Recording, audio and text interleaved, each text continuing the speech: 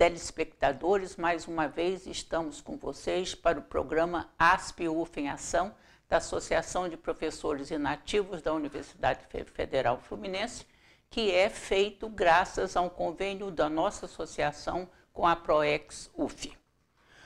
Nós estamos trabalhando no tema Direitos Humanos Fundamentais.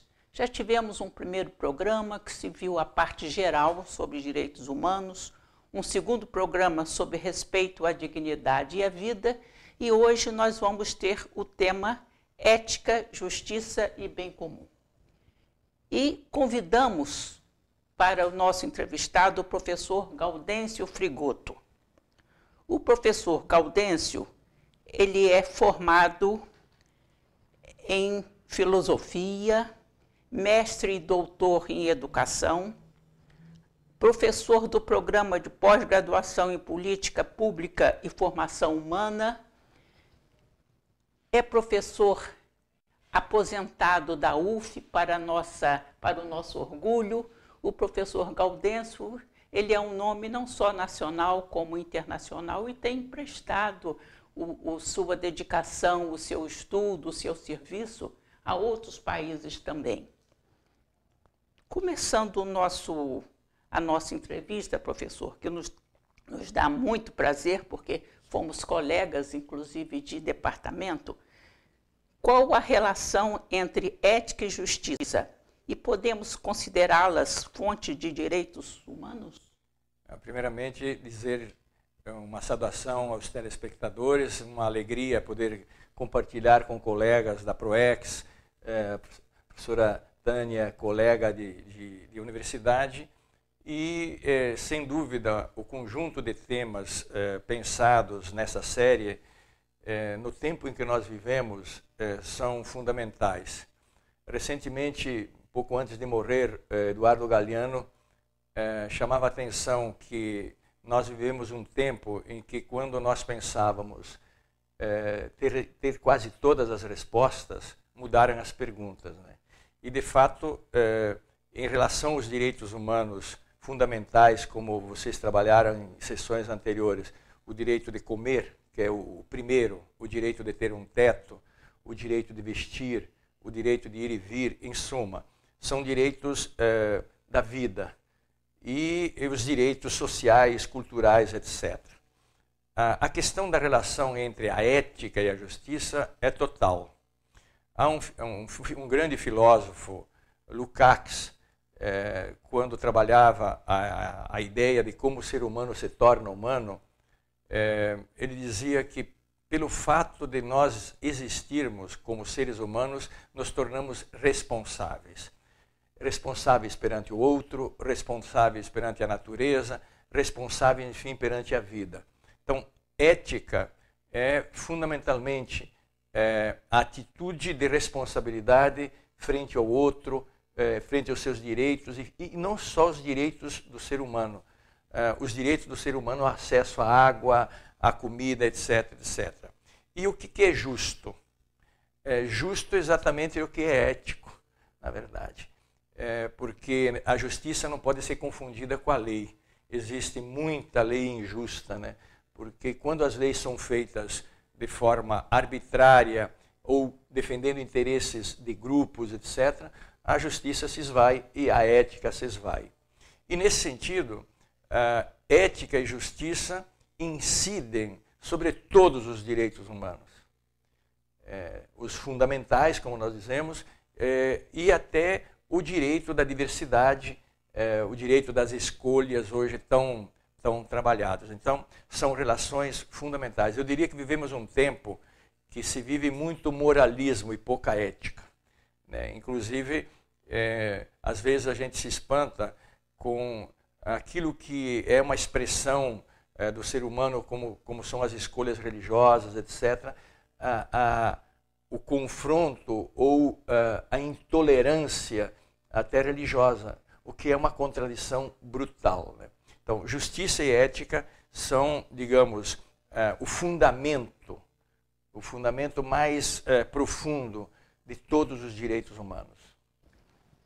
Professor, há um filósofo oriental que diz que quando os direitos estão aviltados é que eles devem mais ser enfatizados, devemos mais falar sobre eles.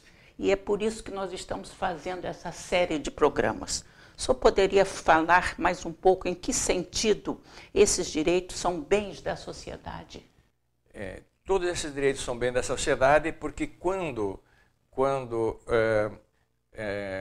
por razões políticas, por razões, digamos, da ganância humana, a sociedade subtrai os direitos comuns, isto gera tensões e gera as mais diversas formas de desordem social. Então, por exemplo, a guerra, a violência. A violência não é natural do ser humano, a não ser aquelas teses fascistas que pensam que a violência é natural. Inclusive, nós vivemos nesse momento no Brasil um debate muito desfocado, que é sobre a diminuição da idade penal. Eu acho que os 300 e poucos deputados que votaram a favor da diminuição da idade penal não entendem zero de direitos humanos, exatamente porque não entendem que esses jovens, no caso são jovens pobres, são jovens pobres negros, a sua maior parte, mas não é porque são pobres e negros, é porque foram jogados desde cedo num ambiente de violência. E, portanto, esses direitos da ética, da responsabilidade e da justiça, se existissem, não haveria tamanha desigualdade e nós teríamos sociedades mais equilibradas, com menos violência, sem a necessidade de opressão, etc. Professor, já que o senhor colocou esse momento político, né? O que esperar dos políticos brasileiros em referência a esses direitos? Nós estamos justamente vivendo esse momento, né? Há poucos dias eu li o jornal Le Monde Diplomatique que mostrava o que é o Congresso brasileiro. Um bloco de 300 e poucos defendem o agronegócio, outro bloco de 150 defendem os bancos, outro bloco defendem as empreiteiras, as mineradoras, aliás, outro bloco defende as religiões, outro bloco defende o armamento, né? E ninguém defende a sociedade. Então nós temos o pior congresso, talvez dos últimos 50, depois da ditadura, sem dúvida nenhuma, o pior congresso. E isso é expressão do quê? É expressão de políticas, né? Que não atendem os direitos elementares. Há poucos dias o escritor Luiz Fernando Veríssimo escreveu uma crônica, 2 domingos atrás, creio, o último domingo, o ódio. E mostrando que todo esse clima que nós vivemos no Brasil, na verdade, é um ódio contra os pobres, contra as migalhas de direitos que conseguiram. Direito a ter uma casa, direito a comer, direito a entrar na universidade, como é o programa de cotas, direito à diferença, né? Em suma, nós vivemos um momento em que não é um problema de governo, eu creio, é também problema de governo, é o problema da classe dominante brasileira, que é uma das mais violentas classes desde a sua origem, uma classe escravocrata, colonizadora, e hoje uma classe que concentra a riqueza na mão de muito pouca gente. Professor, eu estive recentemente na Europa, né, e realmente eu vi que eles estão assim sabendo o que ocorre no nosso país e preocupados com isso. Professor, diante de toda essa situação, como nós poderemos exercer assim o nosso trabalho em termos desses direitos humanos? Olha, eu acho que a história mostra o seguinte: primeiro, tem que existir desde a infância, né, uma educação para o direito e para o dever, né? Por exemplo, o trabalho é um direito e é um dever, né? Portanto, na formação do caráter das pessoas, é fundamental que se entenda o que são os direitos fundamentais, os direitos sociais, os direitos subjetivos. Mas quando eles não existem, como conquistá-los? Primeiro, ter consciência que são direitos. Segundo, é que as instituições científicas, culturais, políticas, enfim, todas as organizações da sociedade que entendem que os direitos estão ligados à justiça e à ética, defendê-los. Eu creio que hoje, por exemplo, no Brasil, me espanta um pouco o silêncio dos intelectuais perante a negação de múltiplos direitos. Então, a universidade mesmo, creio que a universidade está muito voltada para o seu umbigo, né? Ela tem que ter mais vínculos com a sociedade. Ou seja, se os partidos não têm vínculo com a sociedade, se o judiciário não tem vínculo com a sociedade, se a universidade não tem vínculo com a universidade, quem é que defende os direitos universais, os direitos sociais, os direitos, enfim, do ser humano comum, etc. Acho que nós vivemos um tempo muito crítico nesse sentido. Professor, já que o senhor colocou em termos assim da universidade, como a escola poderia trabalhar nesse sentido, nesses últimos minutinhos que nós temos dessa primeira parte? Eu sempre analiso há muito tempo, aliás, tenho escrito até um livro sobre isso, né, que a partir dos anos 50 nós tivemos uma mudança muito ruim na concepção do que seja educação pública, gratuita, universal, laica. A partir dos anos 60 começamos a entender, ou começou a se desenvolver a ideia de que a educação não é um direito social e subjetivo, mas é um capital humano, né? E, portanto, hoje, as próprias escolas fundamentais, o ensino médio, ele vem muito marcado por essa visão mercantil e não exatamente uma visão pública. O público é o espaço do direito. Como diz o historiador Hobsbawm, nenhuma empresa, nem uma ONG pode garantir direitos universais. Só uma esfera pública pode garantir isso. E portanto, acho que nós temos que ter um esforço enorme para voltar a pensar a escola como um espaço de direitos sociais e direitos subjetivos e desenvolver esta consciência do coletivo, consciência não da competição, mas a consciência da colaboração, enfim, e de construir uma sociedade que seja uma sociedade do bem comum e não uma sociedade do bem para poucos, né? Há poucos dias eu assisti aquele filme O Sol da Terra.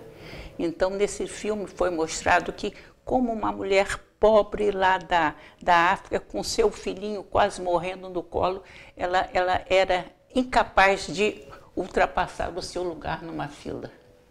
Então, a gente vê assim que em qualquer situação é possível exercer essa cidadania, né, esse direito. Professor, nós já estamos no final desse primeiro bloco, mas você, telespectador, continue conosco, porque dentro de instantes nós voltaremos com o professor Gaudêncio Frigoto com o tema Ética, Justiça e Bem Comum.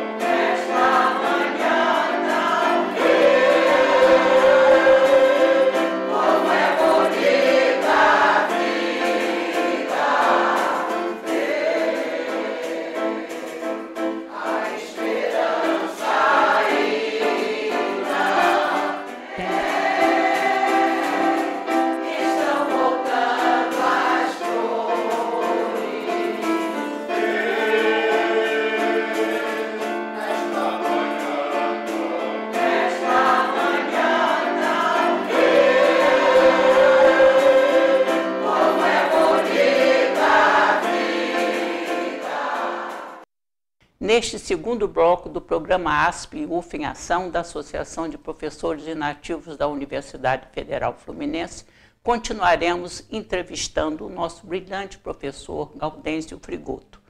O tema de hoje é Direitos Humanos Fundamentais, Ética, Justiça e Bem Comum. O professor já havia começado a falar, na primeira parte, alguma coisa sobre como a escola pode ajudar nesse exercício de direitos humanos. E nós gostaríamos que ele continuasse a sua fala, dada a sua grande experiência no tema.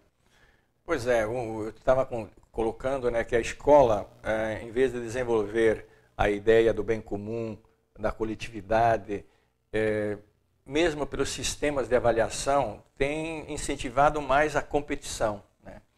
Então, como é que a gente vai esperar das futuras gerações, né, trabalho coletivo, busca do bem comum, busca da justiça, busca do que é direito, se nós formamos a nossa infância, a nossa juventude para que seja um competidor. E nem sempre em cima do mérito, muitas vezes em cima do privilégio, por pertencer, digamos, a estratos ou frações da sociedade que já nascem privilegiados. Então nós temos um grande desafio na escola. E esse desafio só pode ser vencido num espaço público, como dizia, porque se você não é ser contra a existência de instituições que têm a visão privada, mas é que se existe um espaço público, eu não posso ter o espaço do direito universal. O direito universal da educação, por exemplo, só pode ser conquistado numa esfera pública, numa esfera gratuita, numa esfera laica, porque senão eu vou dizer, não, aqui entra a tal denominação religiosa, aí não entra outra. Então, por isso que esse é um grande desafio hoje no mundo. O historiador aqui citado já, Hobsbawm, dizia que parece que hoje temos em comum aquilo que não é comum ao ser humano, né? Então, todas as divisões, todas digamos, os conflitos, etc. A escola tem que ser repensada. Professor, quais seriam hoje no Brasil os direitos mais violados que o senhor vê? Se nós pensarmos em termos de ética e justiça, né, eu diria que um dos mais violados hoje é a marginalização de milhares de pessoas que têm possibilidade de produzir a sua existência no campo e na cidade, e por sermos uma sociedade onde a propriedade privada é muito concentrada e a riqueza é muito concentrada, é negado. Eu participo há mais de 20 anos trabalhando com educadores do movimento Sem Terra, até porque eu sou filho de campesinos, né? E é um absurdo hoje no Brasil nós termos centenas, inclusive aqui no estado do Rio de Janeiro, de acampamentos onde as pessoas vivem com dignidade porque são muito dignas, sobrevivem e não vão à violência, mas vivem em condições mínimas. Então, um país continental, onde 1% da terra, 50% da terra está na mão de 1%, ali temos a falta de ética e de justiça. E o que é mais dramático, nós temos grandes proprietários exatamente que defendem isto dentro da própria justiça, do Supremo Tribunal. Não vou citar nomes aqui para não haver constrangimento, mas quem estuda e analisa vê isso. Então, o direito à terra, o direito à água, o direito de ir e vir, do problema do transporte público, nós encontramos pessoas que não saem do seu local. Então, nós temos um conjunto de direitos elementares, né? Além dos direitos do direito constitucional, por exemplo, o direito de todo jovem completar o ensino básico, que é o fundamental e o médio. Nós temos 50% dos jovens que não completam o ensino médio. E, finalmente, um dos direitos mais violados no Brasil é o direito da livre expressão, no sentido contrário do que a grande mídia diz. A grande mídia não dá a livre expressão, dá a expressão dos interesses mais escusos dessa sociedade tão desigual. Daí que a reação brutal quando se fala em controle econômico e controle social da mídia. A grande mídia coloca meia verdade como verdade e passa como verdade. Nós estamos cansados todo dia de ver isso. E é graças, digamos, a programas capilares, como este, né, de instituições ou de redes, que a gente faz um contraponto. Mas na grande mídia é uma caixa fechada, e é uma caixa fechada mundial. Uma caixa fechada de repetições. Muitas vezes eu vejo as pessoas assim, não quero escutar porque realmente vai ser a mesma coisa, né? Professor, mais uma questão. Ética, justiça e bem comum perpassam todas as instâncias dos grupos e comunidades. Como o senhor vê isso? Sim,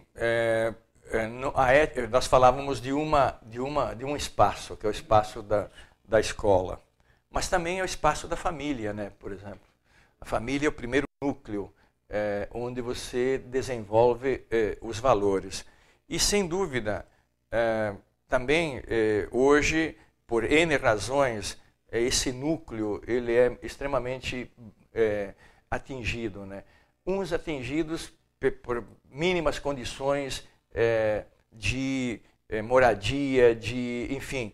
Mas, segundo, também porque, ligando à questão anterior, a influência da família hoje é pequena até sobre os seus filhos, sobre os próprios filhos. A influência da escola também é pequena em relação exatamente ao cotidiano do que está dentro das redes, por exemplo, né? As redes da internet, etc. E sem falar da mídia, que aqui no Brasil, eu diria que de 24 horas de mídia, 23,5 são de lixo, né? De desinformação e de afirmação de valores que são antivalores. E isso se expressa, então, em todas as esferas. Como eu dizia antes, os partidos políticos, na sua grande maioria, não pensam na sociedade, pensam seus interesses. Grande parte dos sindicatos também não pensam o interesse da sociedade, pensam seus interesses.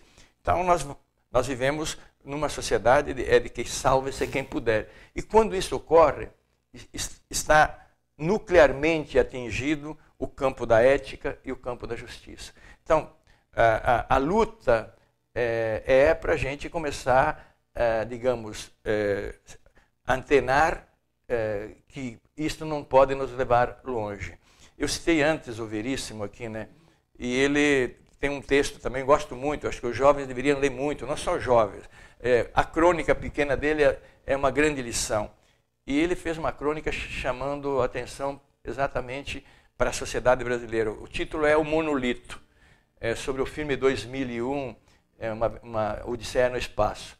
E o astronauta via lá uma pedra lisa e diz: o que é isso?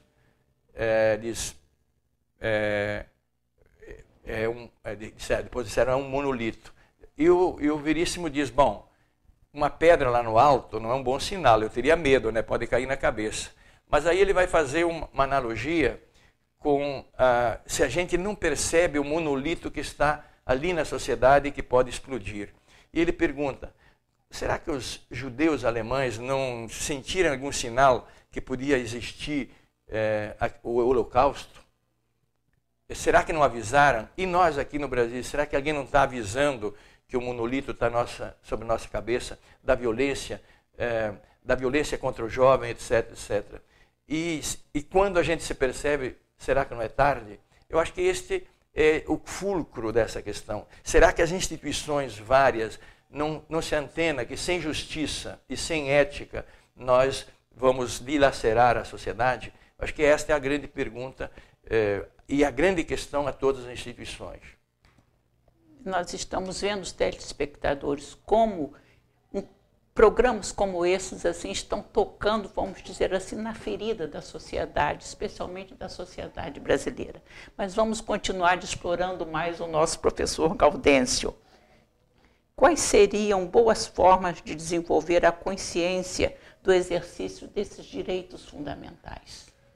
Nós precisamos voltar a valorar o coletivo em todos os espaços. Contrário exatamente ao que eu disse, ao que eu coloquei aqui, a ideia de focar a competição. Nós que somos educadores, e já educadores com décadas, é interessante ver como a própria nomenclatura da educação mudou.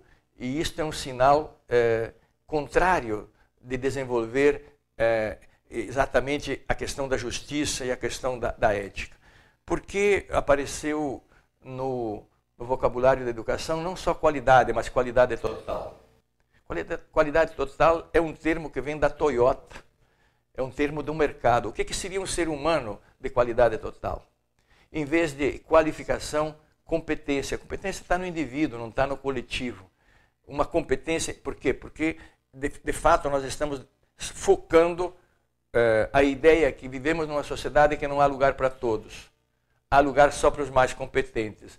E isto exatamente é o oposto da ideia do coletivo, do justo, do ético. Temos que questionar fundamentalmente qual é a filosofia, qual é a concepção de sociedade, de ser humano, de educação que nós estamos construindo na sociedade. Porque depois pode ser tarde. Infelizmente, estamos chegando ao final do nosso programa. Nós gostaríamos que o senhor colocasse mais alguma mensagem e as suas considerações finais. E esperamos que tê-lo novamente conosco em alguns outros programas. Sim, eu acho que, primeiramente, dizer que esse conjunto de programas vem num momento crucial, não só da sociedade brasileira e do mundo. Recuperar o sentido dos direitos fundamentais, os direitos sociais e os direitos subjetivos, eu acho que é uma tarefa de todos aqueles que querem uma sociedade não para poucos, mas para todos. E no caso brasileiro, mais que em qualquer outro lugar, porque nós temos uma cultura pouco cultivada do que seja a ética do coletivo, a ética do bem comum, a ética do direito e do que é justo. Então, espero, né, que programas como esses antenem a todas as instituições, à escola, aos sindicatos, aos partidos políticos, à sociedade no seu conjunto, para pensar que sem justiça e sem ética não há futuro visível de bem-estar, digamos, na sociedade. Estamos chegando ao final de mais um programa ASP-UF em Ação da Associação de Professores Inativos da Universidade Federal Fluminense. Agradecemos muito ao nosso entrevistado, o professor Gaudêncio Frigoto. Você, telespectador, poderá acessar outros programas da ASP-UF pelo nosso site, pelo UFTube. Comunique-se conosco por e-mail, por telefone, porque para isso, para ajudar a sociedade, existe a nossa instituição. Convidamos a vocês para estar conosco nos próximos programas em que continuaremos a focalizar o tão importante tema de direitos humanos fundamentais.